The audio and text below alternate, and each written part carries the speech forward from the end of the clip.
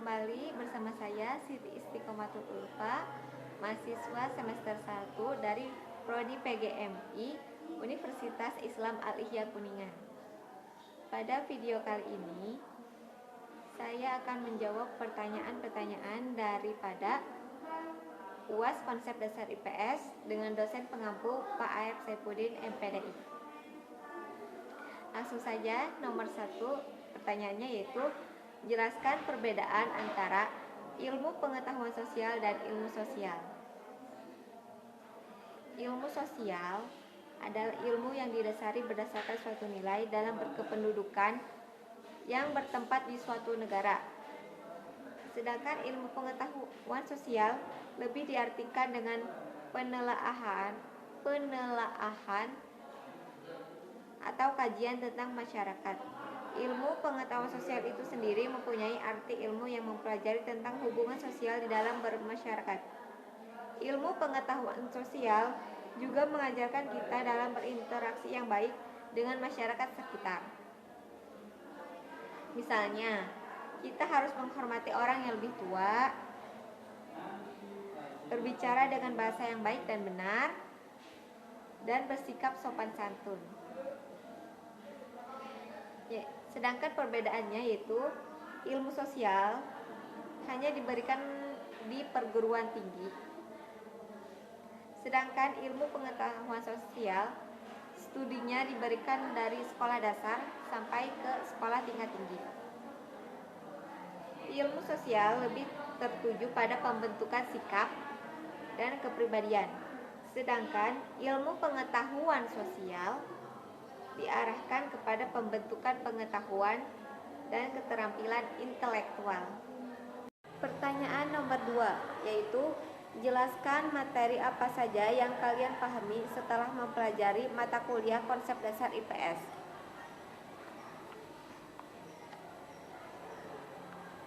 Pada materi pertama ada konsep dasar-dasar ilmu sosial. Materi kedua fakta, konsep, dan generalisasi. Yang ketiga ada keterampilan dasar dalam ilmu sosial. Keempat, individu dan masyarakat. Materi kelima yaitu manusia dan lingkungannya. Materi keenam, pengaruh kebudayaan luar terhadap kebudayaan Indonesia. Materi ketujuh, perjuangan bangsa Indonesia menuju kemerdekaan. Materi ke-8, ekonomi, koperasi, dan bisnis di Indonesia. Materi ke-9, HAM, demokrasi, dan penegakan hukum di Indonesia. Materi ke-10, pengaruh IPTEK terhadap perkembangan IPS. Materi ke-11, perkembangan dan pembangunan di negara Indonesia. Materi ke-12, isu sosial dalam perspektif global. Pertanyaan ketiga, apa yang Anda pahami tentang ekonomi, sejarah, geografi, antropologi, dan sosiologi? Jawabannya, ekonomi yaitu ilmu tentang mempelajari semua tingkah laku manusia guna mendapatkan kemakmuran, atau ilmu tentang peraturan rumah tangga setiap hari. Ekonomi lebih sering dikaitkan dengan keuangan dan administrasi. Sedangkan sejarah yaitu kejadian yang terjadi di masa lampau yang disusun berdasarkan peninggalan suatu peristiwa. Sedangkan antropologi menurut Kamus Oxford, studi tentang masyarakat dan budaya manusia dan perkembangannya.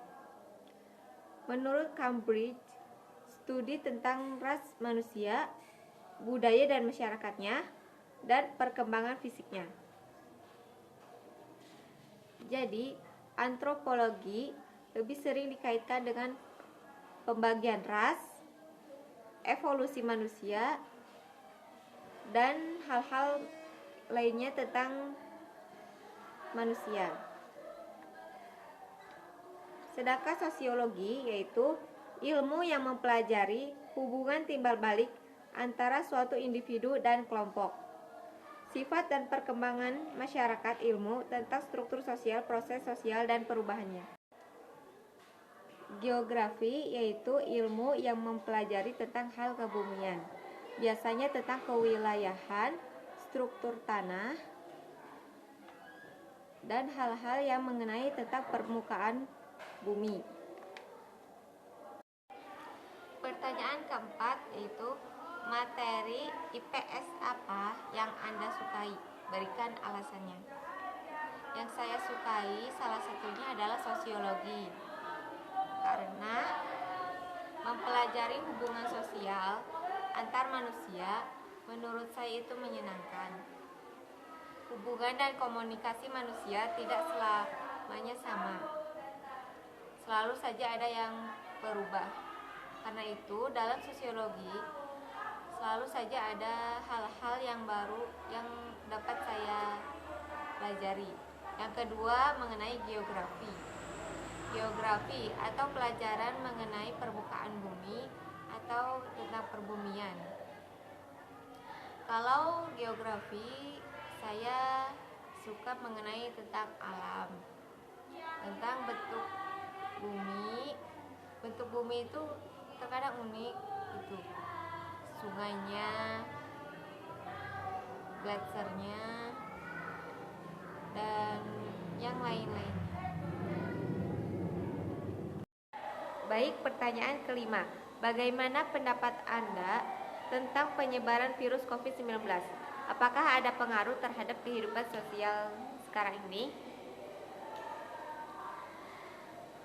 Tentunya sangat berpengaruh. Yang pertama yaitu timbulnya rasa curiga dan hilangnya kepercayaan terhadap orang-orang yang di seputaran kita atau yang baru dikenal. Contohnya saling berjauhan, berjaga jarak.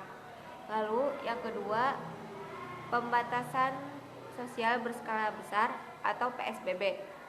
Lalu serba di rumah, yaitu di rumah aja atau kerja dari rumah, sekolah di rumah, dan serba daring atau online.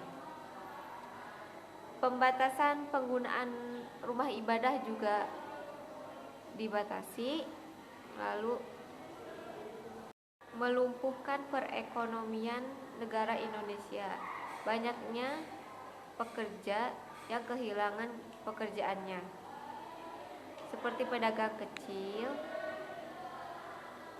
dan toko-toko yang tak ada pembelinya karena memang warga masyarakatnya tidak diperbolehkan keluar. Mungkin cukup sekian video kali ini. Kurang lebihnya mohon maaf. Wabillahi taufiq wal hidayah. Wassalamualaikum warahmatullahi wabarakatuh.